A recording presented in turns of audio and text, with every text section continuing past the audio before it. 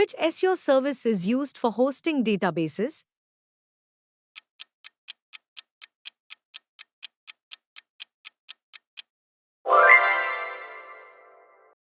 Which Azure service is best for real-time analytics on streaming data?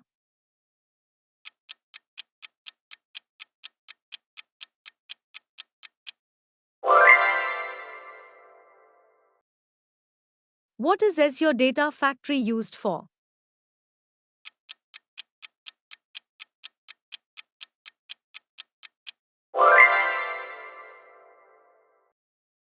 Which component in Azure Data Factory is used primarily for data transformation?